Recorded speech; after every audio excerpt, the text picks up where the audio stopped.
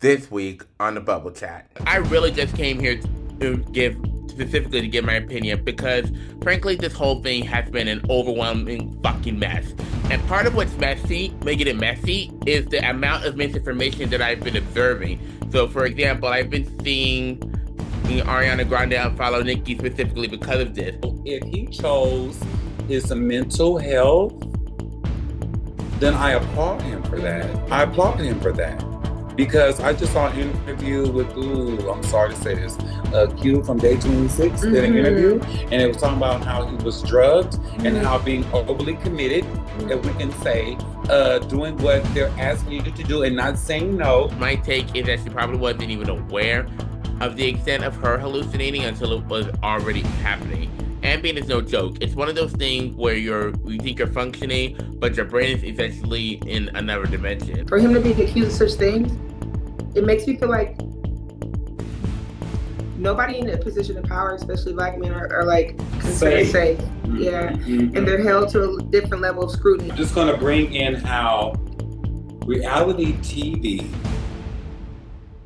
has really invited us into, the reality star universe, whether you are a housewife, was that Jersey Shore, all these shows have been on and then they get relit and they come back and things like that. It brings you back to a certain nostalgia. So kudos to everything that she did on the Big Brother show. But I just want to coin in on how we are invited and how we become a part of these people's lives.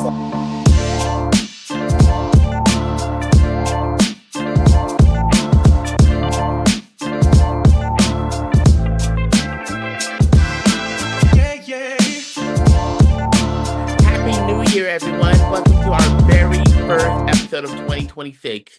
You're listening to the Bubble Chat, the place where we break down the trends, the talk, and everything in between. I'm Jawan Johnson, and with me are my uncle Adonis and my cousin Jasmine. And I am so refreshed to be back in the virtual studio. We hope your holiday break was filled with exactly the right amount of chaos and relaxation. We had a few days to rest, but the world hasn't stopped moving, and we have a massive year ahead of us. And it feels like just yesterday we was ringing in the 20s. Now here we are well into half of the decade. We've got a brand new lineup for you this year, more guest experts, and of course, our signature deep dives into topics that everyone is whispering about. And honestly, 2025 was such a whirlwind for this show and for the community. We want to start by saying a huge thank you to everyone who joined in last year, whether you've been a part of us since the very first pop or you found us over the holiday break. We are so glad to have you here and back at the Bubble Chat. Our goal for this year, more clarity, more curiosity, and maybe a few more controversial takes. But before we get into the heavy lifting of the new year, let's take a breath. How are we feeling? Are we doing resolutions this year, or are we just doing vibes? That's or it. Are we just doing New Year's and me? Right. Ooh. That's right. Whether you made a dozen resolutions or you're just trying to remember what day of the week it is, we are so glad you're kicking off your year with us. So let us burst this first bubble on our first lineup of hot topics of this year. Today we're looking at some moments and why it's already set to dominate the 2026 lineup. Lean in, get comfortable, and let's get into these topics. As the late queen of talk used to say, how you doing this year? Before we, of course, get into everything, I have to take a second to address the silence. You probably noticed that we went on for about 2.5 weeks and didn't stick to our usual uploading schedule, which I want to sincerely apologize. If I'm being completely honest with y'all, let's just say I was just going through a bit of a burnout phase.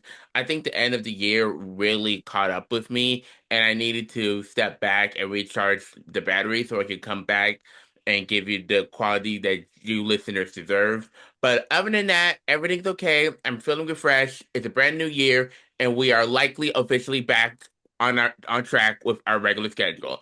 Thank you all. Thank you to my listeners so much for sticking with me and for being patient while I took that much needed breather. Now that the energy is back up, let's get into our first show of 2026. So, how's your New Year's been going so far? I mean, we already went through the first day yesterday, so how has it been for you guys so far? I'll say my New Year's has been great so far. I took my family to Disneyland. And so Wow. I know. And so we went for New Year's Eve, and then Disneyland stays open until about 2 a.m. And we got to explore a lot of Disneyland. The only thing I didn't like is there was an attraction dedicated to princesses and whatnot, and there are packages sold as a part of that attraction to where little girls can get their pictures taken and their hair done with gel and put into a bun and all the things, right? And so the only dilemma that I had with that is that I have a little girl who is black with braids, and she wasn't able to participate in the way that other little girls that are not black are. And so What? we had to incorporate different type of, yeah. So like, how do you put gel on cornrows or singles and put that into a ponytail? It's not inclusive in the way that you would think, given the fact that we have a whole Princess Tiana, right? And so we're done Wow. with this past in years since Princess Tiana came into the fold. And so with that being said, it was just really interesting that I had to, figure some things out in the line, and she couldn't have this full on experience that other little girls her age Gosh, I got. am so sorry to hear that.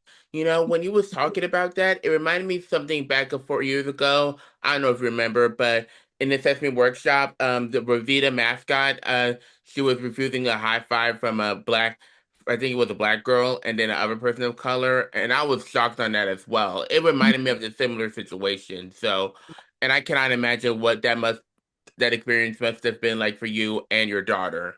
And She didn't know anything. That was the benefit of it. She just, yeah, mommy took care of everything. She didn't know.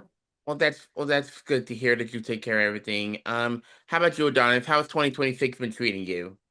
It's been good. I've been asleep. If we've been in a year to a good 48 hours, I was asleep at least a good 22. I had a very safe and comfortable, loving and humble New Year's. Yesterday, the first day of the year, I held a New Year's game day and dinner party, which went fine. It was wonderful. It was great. And here I am, second day Yep, with here you, we are. on a bubble chat Alrighty, fan. now, all right, let's get to these hot topics. I was gonna get to that, but I just want to check to see how the new year's been treating. But yeah, let's get into these hot topics. First we have to jump right into the storm that's been brewing over these last few weeks, and that is the absolute downfall of Nicki Minaj's legacy. It's one thing to have a controversial era, but what we're witnessing right now feels like a total cultural decoupling. Ever since she pivoted towards vocal public support for Donald Trump and his administration, the reaction hasn't just been backlash, it's been made a mass exodus. We aren't just seeing people stop playing the music, we're seeing a visceral, I hope I said that right, physical It's wrong. rejection of her brand in its entirety. My my feed has been nothing but videos of fans taking scissors of their gag feeding merch and literally tearing them apart their free Pink Friday t-shirts. People are screen recording themselves deleting her entire discography from their libraries, effectively Mhm. scrubbing her from their digital lives. What's even Yes. more fascinating is the narrative shift in the comments. You see thousands of people finally saying Lil Kim was right all along, or pivotally declaring themselves as Team Cardi B, et cetera, et cetera, et cetera. Now, I'm not going to dive into every single gritty detail of this downfall. There are so many layers in this insights to this story that we'll be here until 2027 if I try to cover them all. So if you need a refresher on the timeline, I'll link our previous episode and a few deep dive articles in the show notes below if I can find any. Because I really just came here to give specifically to give my opinion because frankly this whole thing has been an overwhelming fucking mess.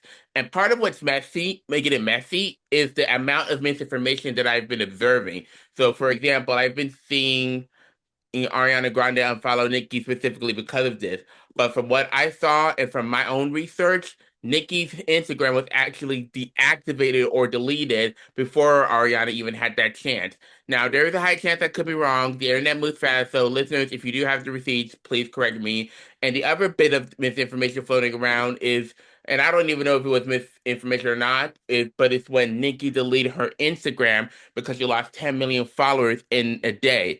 Now, from Yeah. what I know, that just wasn't the case. But look, even if Ariana did unfollow her before the account went dark, that's not in my control. Friends chose to end friendships every day for all sorts of reasons. I haven't made a single video about this until now because I feel like talking about it more on this podcast is more appropriate for me because I have a completely different take on the situation. One, I'm even still nervous to actually mention, but I feel like getting to get it off my chest at the same time. I can't speak for everyone, but I am going to speak from my own view and my own understanding. Ever since I was like 11, I was into Nicki's classics, but did that make me a Barb? Not necessarily. And I'll be honest with you, I'm not a big politics person nowadays. My mom's side of the family is from the South, and we just weren't raised to focus heavily on who's running for president on the upcoming election terms. And I haven't watched the conference with Erica Kirk, and I haven't watched Nicki's full speech expressing her support for Trump. Now, I've made the choice to keep her classics in my music library, not because I'm a super fan, and it's definitely not because I agree with her political beliefs, because I truly not. It's purely about really nostalgia. Now I know that's a controversial choice in this climate that I made for sure. And to the listeners, if you disagree with me keeping those songs, just let me know. I'm okay with it. However, there are things that I cannot get behind. Specifically in that conference with Erica Kirk, who is the widow of the late Charlie Kirk, Nicki mentioned telling, and I quote, boys to be boys. I 100% disagree with that. If a boy wants to transition to a girl or a girl to a boy, that's their choice and that's their journey. I think a huge reason this fallout is so explosive is because Nicki's fan base is heavily rooted in the LGBTQ community. When you alienate the people who champion you, the crash is going to be loud. And beyond politics, the fallout is also digging up the deeper dark issues, like the situation with her brother and her marriage to Kenneth Petty. People are rightfully bringing up the fact that he's a registered sex offender, and it's putting her character under a microscope between her personal associations and her well-being. Well, it's been pretty petty lately. It's honestly not just a good look. And I have no control over the fan base. If people want to show support, they will. If they don't, they don't. I just hope this whole mess and all eventually dies down. But I do have to say, seeing this videos of fans destroying the merchandise took me back to a Mhm. similar, though not identical situation with Melanie Martinez. You probably don't know her, but you I probably know who never Melanie heard of her. Martinez But back in boy. 2017, when she was accused by her friend, one of her ex-friends, excuse me, we saw the same visceral reaction. Fans Mhm. supporting the accuser by filming themselves destroying their merch showed the era of fandom was officially over. It's a powerful visual way of saying I'm done, and seeing it happening again like Nicki is just it's just wild. But yeah, yeah. How do you feel about it, Donnie? Um, I think I spoke about this last time. I think she did this as to get a pardon from Trump for her husband because she's married to a convicted sexual assault felon, right? She chose to marry him, even though he did this, I want to say, over 15 years ago, and he served his time. That does not negate his responsibility as being a convicted sex offender. By marrying her does not negate what you are supposed to do by law, but then by law. Keep this. If we're married, I marry Nicki Minaj, and we live in Calabasas and become a registered sex offender, that means everyone's gonna know where Nicki Minaj fucking stays. Does that make sense?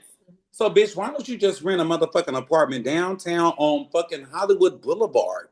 Get a B down ass apartment, let him register right there. You see what I'm saying? Because you're doing all this to evade certain things or not to share or make other information about you, your where you stay, and those things public. But by law, you are supposed to register where you stay so you can give the people around you the choice of how they move and where they're going to move and who they're moving around. Now, I think it was very, very poor timing. I'm not going to say a poor choice because people do things out of acts of love. Am I right? Sure. So what I'm saying is in all the attempts of her loving her husband and all the attempts of him loving his wife, they should have had a very honest conversation with themselves and with each other on how they're going to move, because it ain't like she ain't got the money to hit the hurdle to make things okay as far as this the sexual offending offensive like registry and all that kind of stuff. And then everything I'm saying could be alleged. The bitch could be a political motherfucking bandit and a traitor and went over to the Republicans. I don't know, but I assume that she did this out of love for her husband. I think it was a bad mistake on her part, but people do strange things for and in love. I have witnessed people online burning up the t-shirt, breaking the record.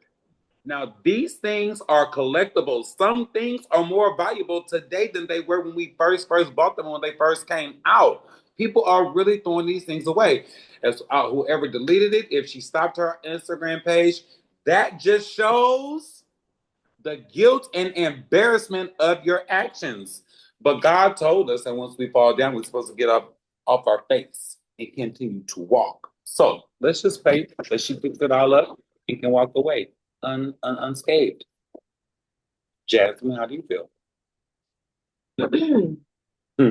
Well, I understand the process of wanting to love somebody through their downfall. And so the stipulation that's happening here with her partner, at least from what I know or can surmise, is that he, yes, did an offense a long time ago. However, because of the type of offense that he did, he's still having to pay for it present day. And he very well may be paying for it lifelong. So there are things that are readjusting in California, which means like the tiers to which certain crimes are evaluated on, and therefore impacts how long somebody has to serve. So technically, he's still under watch by a law enforcement agency. Although this was committed or something happened a long time ago, his instant offense, what have you, that got him into the space happened a long time ago, and he's far removed from it. He can't really run from it still. And so I empathize on what she may be enduring as his life partner, what she's witnessing him experience and all the shame and things that come with it. Like when in that moment, the person may not even realize how impactful it is later on in life. Like, for example, not to compare apples and oranges, but just to give an idea, like when I stopped paying for or stopped bringing my library books back to the library, thinking I don't care, I'll never pay for the library books. They could charge $1 billion if they want to. And then when I become an adult and that shows up on my credit, and it's like, shit, what I did when I was 12, it's still impacting me now. Like, the library. Yeah, so just there was no thought about what can happen in the future. And I don't even know if he had the proper representation when he did go to court or what have you. And that matters too, because if he would have went to trial, I don't know the actual stipulations on that, but if he would have went to trial, maybe it was different if he had the proper representation compared to if he took a deal. He might have took a deal. And so I said all that to say she's probably having a manic episode contingent on what she's experiencing vicariously through him.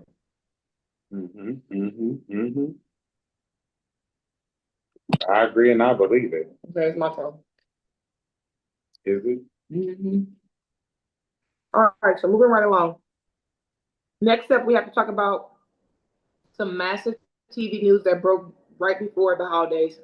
According to a recent report from the National Enquirer, comedian Bowen Yang reportedly walked away from a massive multi-million-dollar deal offered to stay at Saturday Night Live now. We all saw his emotional goodbye on December 20th episode with Ariana Grande and Cher, which, by the way, was an incredible way to go out. But the behind-the-scenes tea is even more intense. Insiders are saying that even though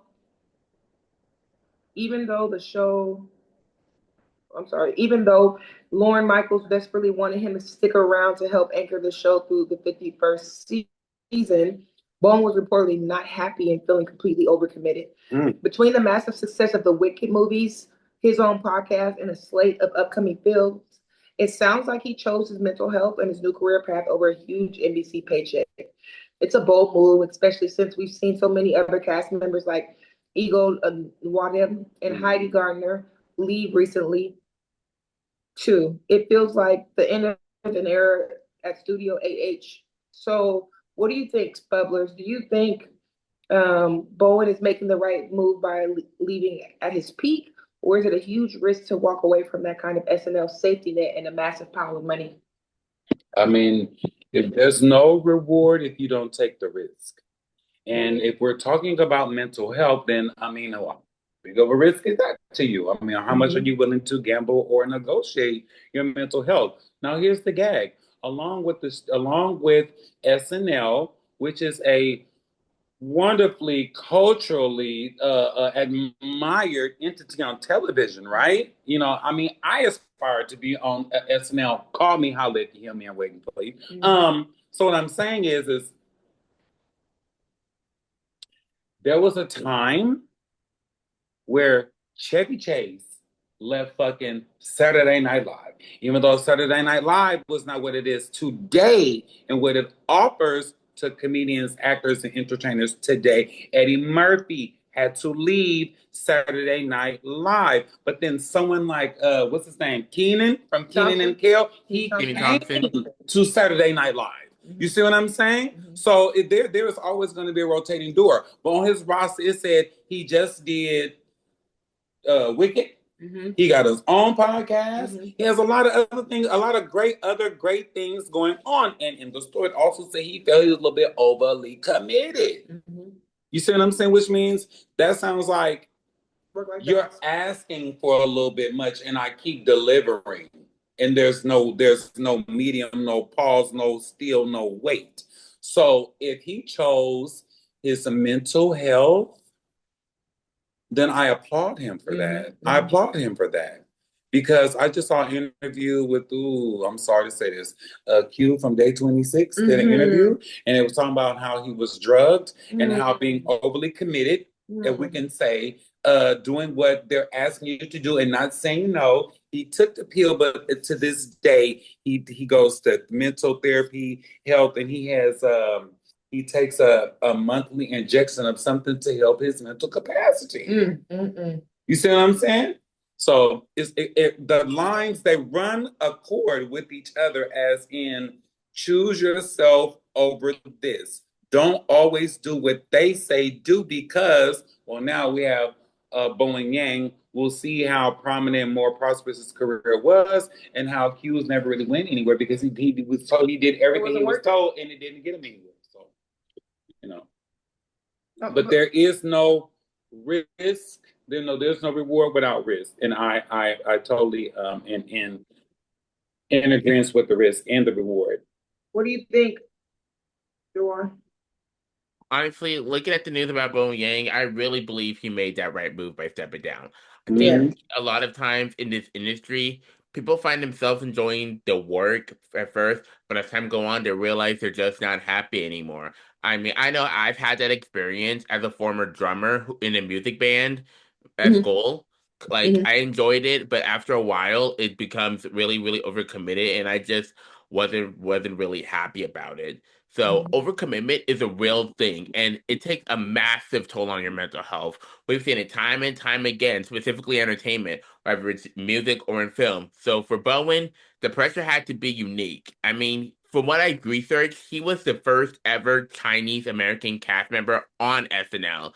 And to put that in perspective, up until he joined, there had been only a few cast members and a few hosts of Asian descent in the show's entire history.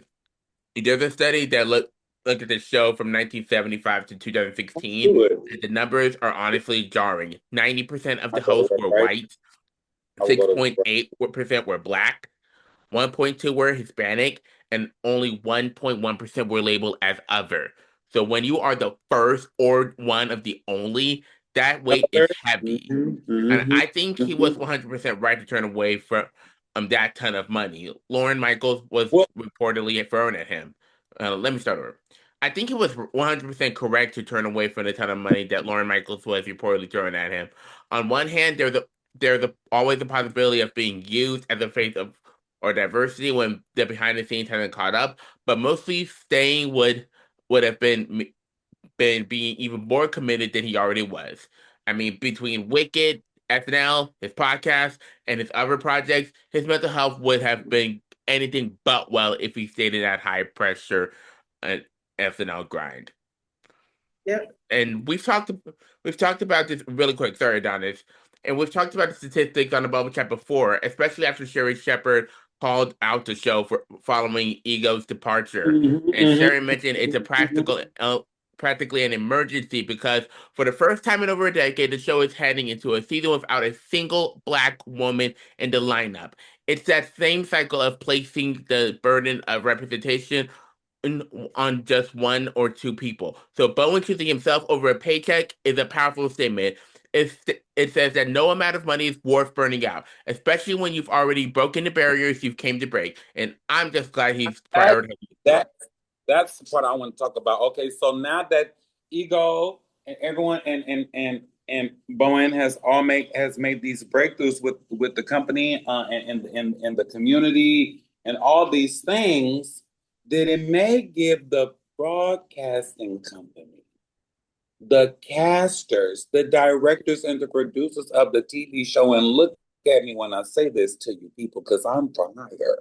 What I'm saying is it's just like when Halle Berry won her Oscar. It opened up the floodgate for others to come. So let's look at it as that. He left.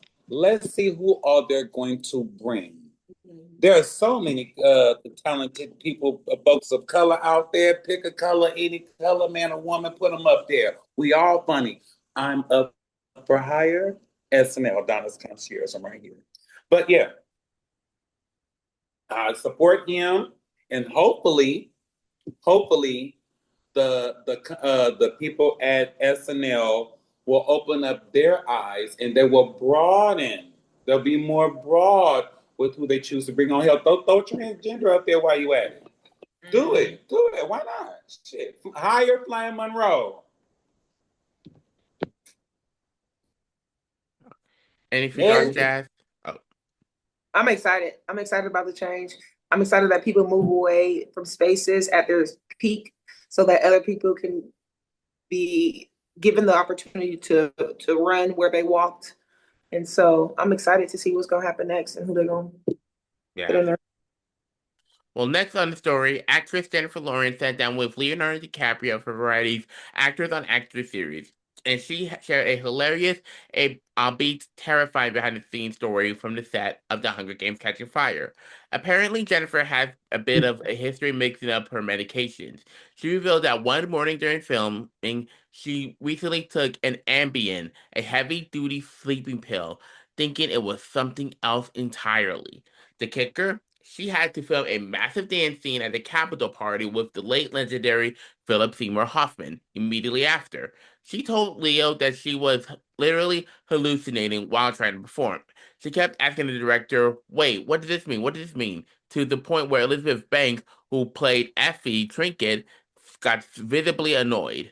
Elizabeth apparently didn't know Jennifer was essentially on a trip, so she just threw her script pages down in frustration and said, fine, let's just keep talking about it. Knowing how intense a set like the Hunger Games is, do you think Elizabeth had a right to be annoyed, or is this just one of those accidents happen moment that makes Jennifer Lawrence so relatable? I think that she absolutely had a right to be annoyed. When they come into the space, there's a level of professionalism that is expected. And then if the person that is not showing their level of professionalism, one is younger than the person that got annoyed, and two is the star of the show, like that's a lot of weight to hold. And so I would say that I'm in agreement with her level of annoyance, but then also there's a level of like empathizing and checking in on your castmates too as other human beings. Like, hey, I noticed that there's a change in your behavior, because that could not have been her behavior every day. We would have heard about it in the Inquirer and the Star. Just checking in, like, hey, I noticed there's a change in your behavior. Is everything okay? What I learned working in the medical field for the short period of time that I did work in there is that if there's ever a change in somebody's behavior, you're supposed to increase observation. Check in, let me observe, let me see what's going on. And that shows a level of care and empathy for another human being. So, yeah. I want to know what it is that you didn't take. What you If thought you you took the Ambien by accident, what was it that you was trying to take that was supposed to amp you up, maybe give you a little kick? I want to know what you didn't take. I want to know what pill you fucked up and didn't pop. I want to know what the other pill was supposed to do for you. While you sitting there hallucinating, fighting and dancing and carrying on, I want to know what the other pill was. That's it. I ain't got nothing to say because there wasn't no damn Ambien. You was gonna take the Ambien after you had popped that other pill. See, Megan Thee Stallion said it. She said, hoes popping pills are the one I can't take. Reading this story really highlights something I've been observing for a while now about the entertainment industry. It reminds me of a conversation we had right here on a bubble chat about how historically success in show business often came with this star's unspoken requirement to perform at your peak, no matter what. Sometimes using substance just to keep the wheels turning. I think back to legends like Whitney Houston, Elvis Presley, Michael Jackson. We've seen this documentary and the biopics, especially that Elvis film from a few years ago. And it's heartbreaking to see how those addictions often started as a way to manage the grueling schedules and the always on nature of fame. Thankfully, we don't see it happening quite the same way today as it did back then, but the pressure to be perfect on the camera is still very much there. As for Jennifer Lawrence, my take is that she probably wasn't even aware of the extent of her hallucinating until it was already happening. Ambien is no joke. It's one of those things where you think you're functioning, but your brain is essentially in another dimension.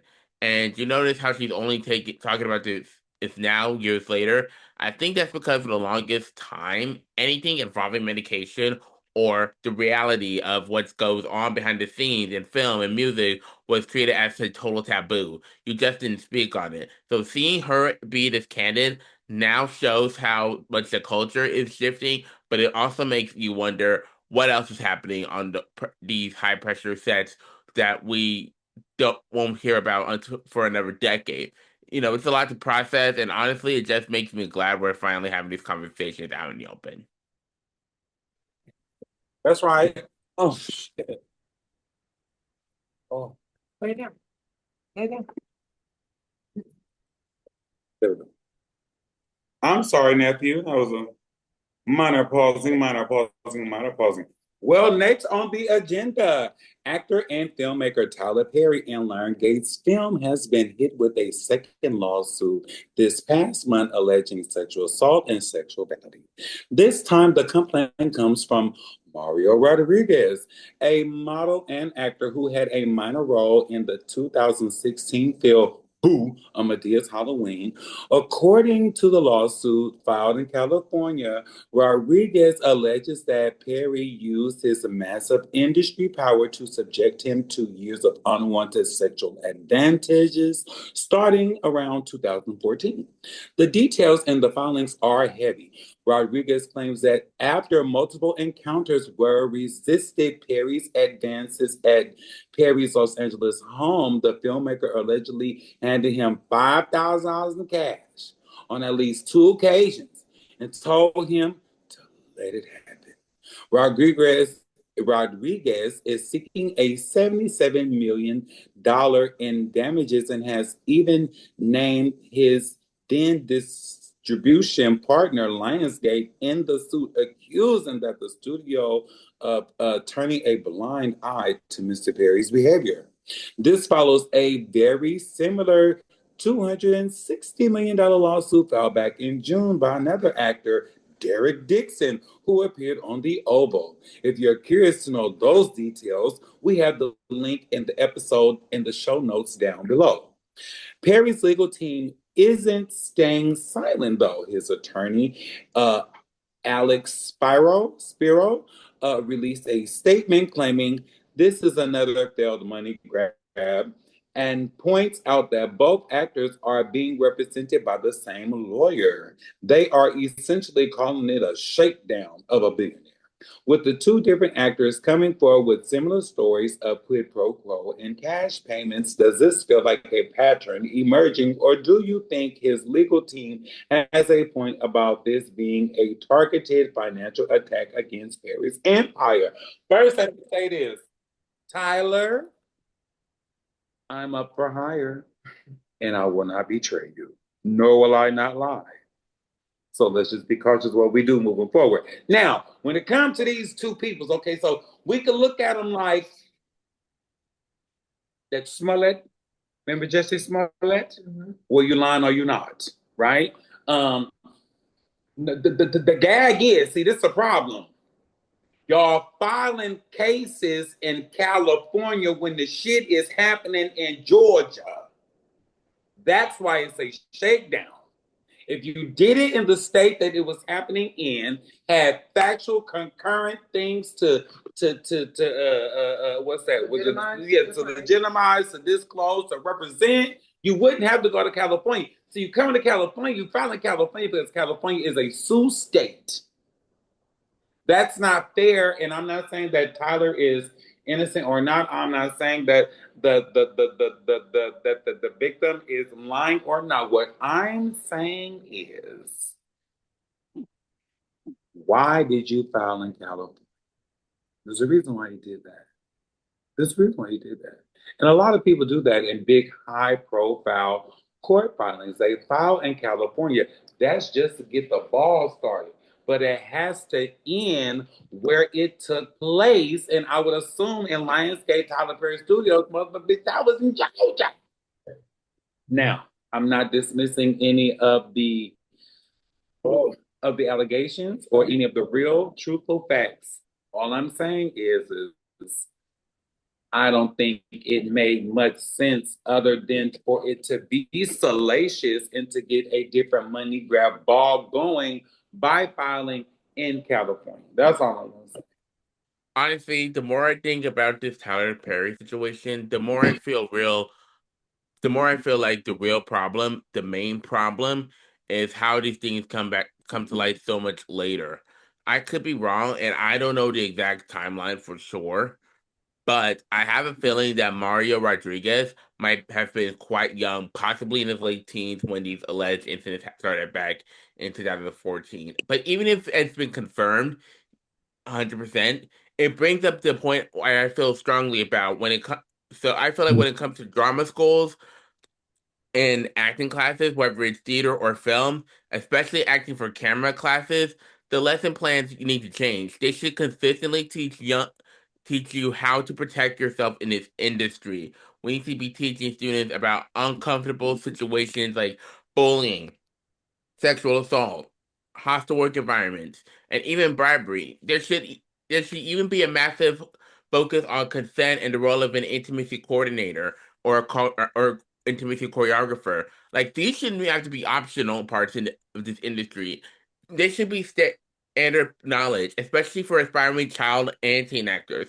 And from everything about young people in this business, they have to feel too scared or even triggered to speak up when something like this happens. It's completely understandable why they think staying quiet, they can make the trauma go away, but the reality is these aren't just shitty days. These are memories that can't ever be erased. They stay with you.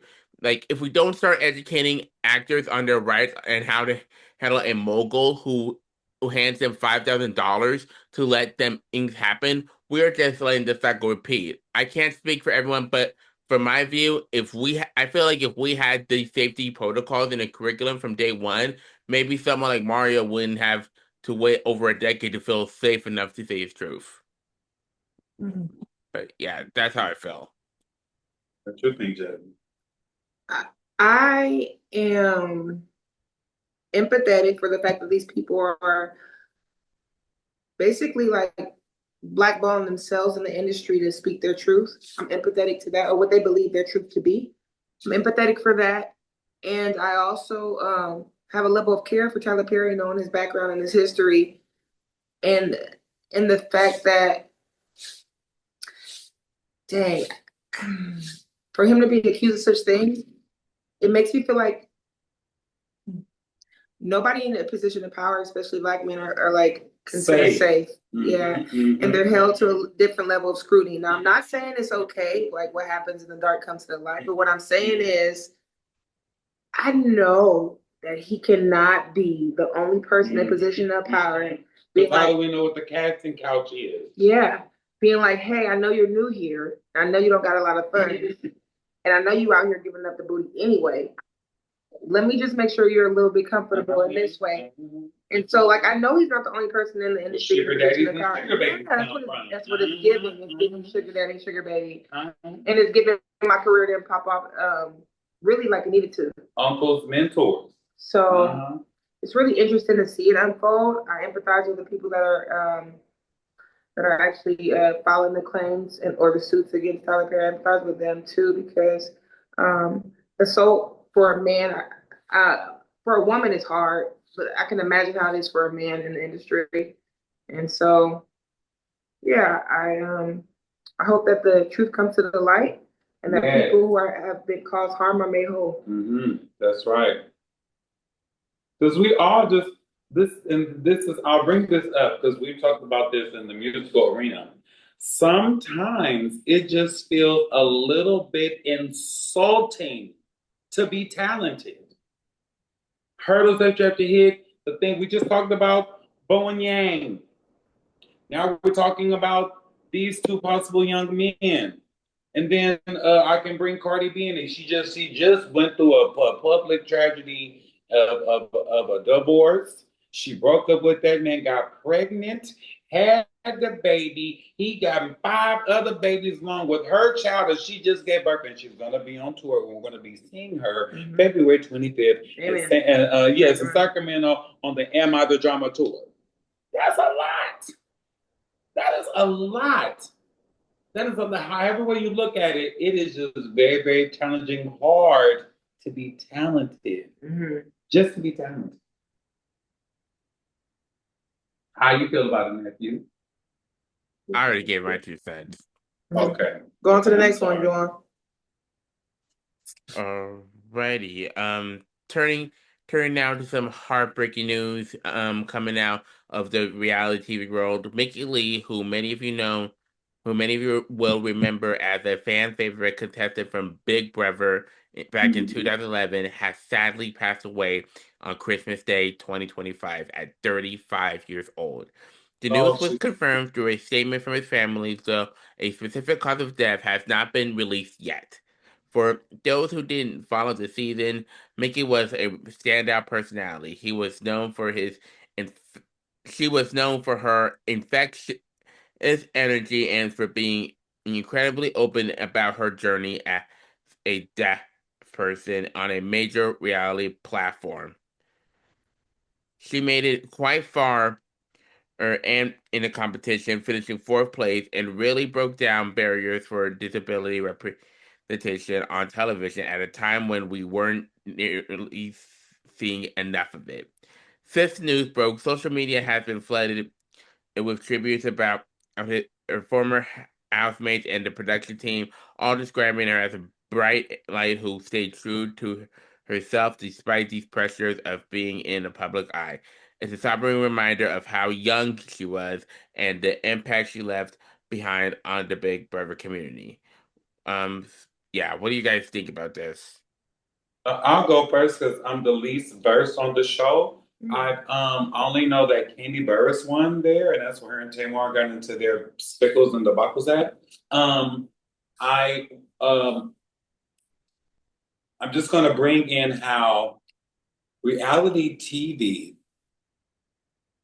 has really invited us into, the reality star universe, whether you are a housewife, what's that Jersey Shore, all these shows have been on and then they get relit and they come back and things like that. It brings you back to a certain nostalgia.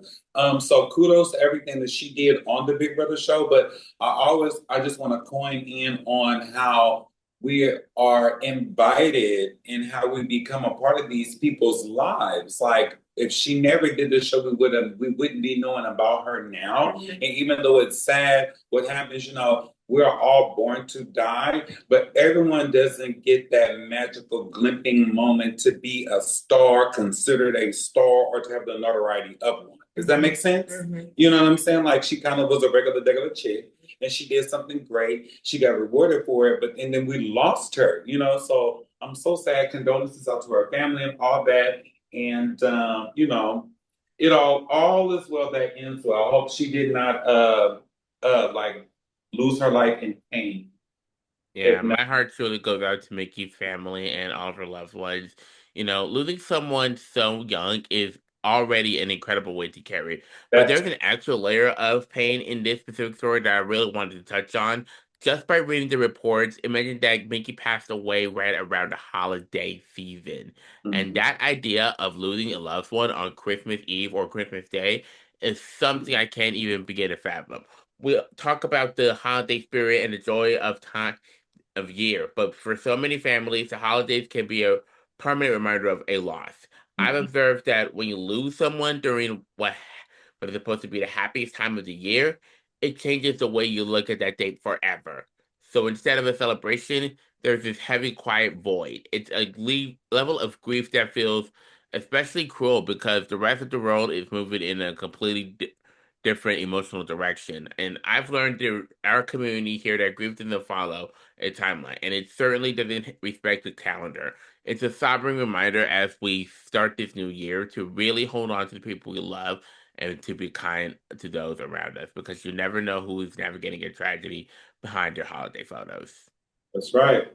Yeah, and just to also acknowledge that the Tommy Lee Jones had a daughter pass. Her name was Victoria Jones in San Francisco within the last 3 or 4 days. No. She was found unresponsive in a San Francisco hotel, and a fire department, they first hit the scene, and then about 15 to 20 minutes later, police hit the scene.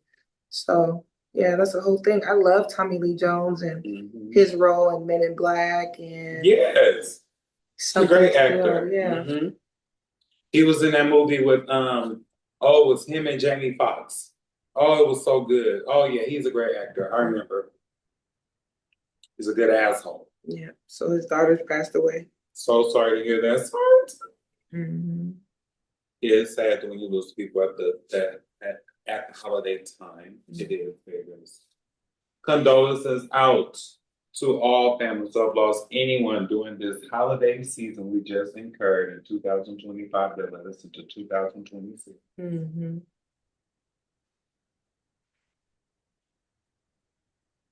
Well, and with that, I believe we'll be right back after this quick break. So grab you a snack, re-roll, watch your throat, and we'll be right back right here on the Or do someone's hair. Shade, nephew. And we're back. Welcome back to the Bubble Chat. If you're just joining us, you have picked a great time because now we have officially crossed the threshold into the new year of 2026. I believe it's the year of the horse. I want to take a look back at a story from last year that I think is going to define the industry for the next 12 months. Even though it's a brand new year, we have to talk about the engagement of the century that happened in August. Taylor Swift and Travis Kelce. Yes, I'm still believing nephew is a Swiftie.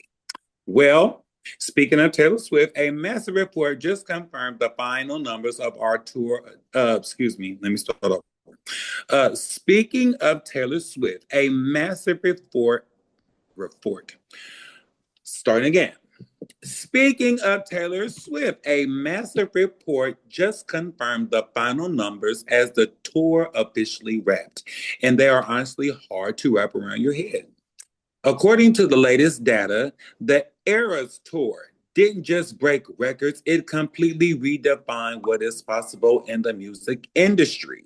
The final tally for the ticket sales alone sits at a staggering $200.077 billion. To put that into context, she has more than doubled the previous record held by Elton John, and she did it in less than half amount of the shows. We're talking about over 10 million fans attending 149 sold out dates across 5 continents, and we only have 7 of them. But it's not just about the gross revenue. It was recently confirmed that Taylor Swift distributed about $197 million in bonuses to her whole entire crew. the bitch could afford it. We're talking about life-changing money. Truck drivers getting $100,000 checks and dancers receiving enough to cover 5 times of their annual salary. Come through, Taylor Swift. Go ahead and get that coin. But you still regular white fish to me, but I give you kudos, girl. Do your thing. I love it. I love to hear that her staff were given bonuses and people were recognized for the effort. You can afford it. Yeah, you got reparations. Yeah, I love to hear that. I seen their responses to opening their envelopes, and it was so so warming. That's nice. I recently had the absolute honor of sitting down to watch a little bit of the docuseries on Disney Plus, which covered the final leg of Taylor Swift's tour and that incredible closing show in Vancouver. And honestly, it hit me in a way I didn't expect it. You know, seeing the behind the scenes of that final performance really goes to show you that while Taylor is the face we see, there is an entire army of Swifties behind her. Yes. With all the hits she's released over the years and the level of perfection the Swifties expect, it was so powerful to see that the actual work she and every single person behind the scenes put to make the show a reality. Like they showed bonus day where Taylor personally handed out those handwritten notes and checks to her crew. We're talking about $197 million in total bonuses. Seeing the dancers and the production staff react, some of them were literally shaking or saying that they felt like they were going to pass out, was so humanizing. But my opinion on this is that we often look at a $2 billion tour and think it's just about the money or the fame. But after watching the docu-series, I see it as a testament to endurance. Taylor mentioned in the film that this was the hardest thing she's ever done in a live setting. You know, I've observed that people sometimes dismiss her success as easy because she's at the top. But seeing the late night rehearsals and the physical toll it took, you can't deny that hustle. It really made me respect the bond she's had with her team. She even wrote a poem for them in the cards. It just proves that when you have a leader who actually values the people at the bottom as much as the people on the top, you actually create something that isn't just a concert. It's a movement. It's a fucking movement. That's what I agree.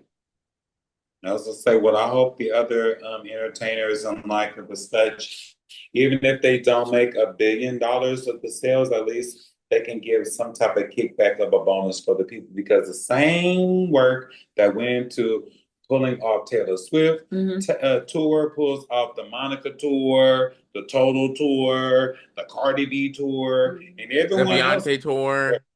Yeah, everyone, and no one is exempt. You know, I believe everyone should get a little bit of a bonus, something. You know what I'm saying? Because we, like you said, there's a whole army of people behind you. They work for you, and they don't even necessarily have to be fans, but they're working for you. And if they get the job done, girl, it should be like Christmas, like you made all the millions. Give them a little something back. You know, even if it ain't nothing but an extra $500. You know what I'm saying? Because everybody ain't making that white fish with money. But yeah, get that coin, Taylor. And congratulations. She might have just made a new fan out of me. I want a bonus too. I love it. Okay. What's next on the docket? I think we're about done. Are we? I feel like when you put your head down, you're nodding off like an old man. You are. You over there kicking it with Jennifer Lawrence, nephew? You took that shit? Take us home, Adonis. Take us home. Yes, sir.